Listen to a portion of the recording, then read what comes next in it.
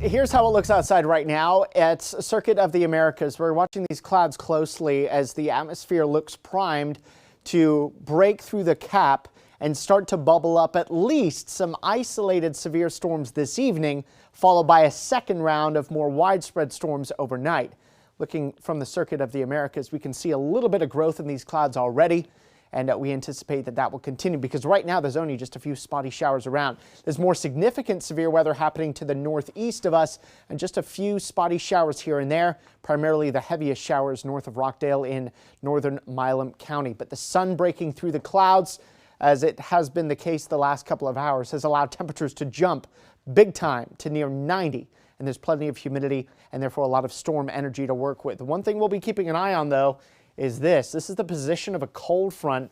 The farther south it sags, the more we'll be eliminating some areas from a severe weather risk for the first part of this evening, because behind the front, the air is much cooler and more stable, but near and ahead of the front, very unstable air. So for now, Austin is still ahead of the front and southeast of it and still in the unstable realm. Should that front pass over Austin, then the severe weather risk, at least for the evening, would go down. As far as the radar is concerned, the past hour, pretty quiet, just a few spotty sprinkles. But notice what happens as we head into the evening. 5 o'clock and later, we start seeing a few showers and storms bubbling up along that front, and these could turn strong or severe rather quickly. Large hail, damaging wind, and also a low tornado risk comes with these still very isolated storms here through the early and middle part of the evening. Our main event, as it were, sort of the big round of more widespread storms, already approaches the hill country about midnight tonight.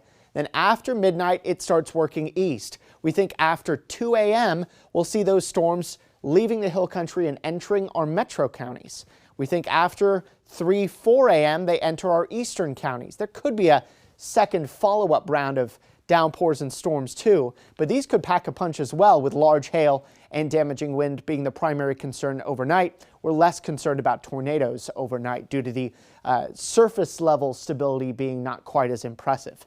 5 a.m. though, downpours and storms. We think that by the time you wake up, though, if the storms don't wake you up, 7 o'clock, we're mostly just seeing showers and isolated storms and a significantly reduced severe weather risk. And then these showers continuing to pull out so that the afternoon looks dry and mostly cloudy. So tonight, overnight lows of 57. Isolated evening storms may be severe. Widespread overnight storms may be severe. Here are the threats. It's a low isolated tornado threat, a much higher hail risk. These hatch marks, by the way, indicating 2-inch plus hail, more likely in the hill country. That could do some damage. I mean, any hail can do some damage over 1 inch, but especially in the hill country, some very large hail. Not a bad idea to put your car in the garage if you have that option. And then wind damage, a possibility too, with gusts over 58 miles per hour. We also have a low flash flooding threat. For most of us, it's a 1 out of 4, 2 out of 4. Northwest of Georgetown, thinking a 1/4 inch to 1 inch for most, but 1 to 2 inches for much of the hill country and parts of Williamson County and northern Milam County. Your day tomorrow, morning showers and storms end, a mostly cloudy, breezy day, but a drier afternoon. Cooler though, highs of just 67. And then Sunday, even colder than that, feeling like 30s Sunday morning. High temperatures only getting to 60 Sunday afternoon. And then much quieter, sunnier weather takes over as we warm from the 70s into the mid 80s by the end of next week.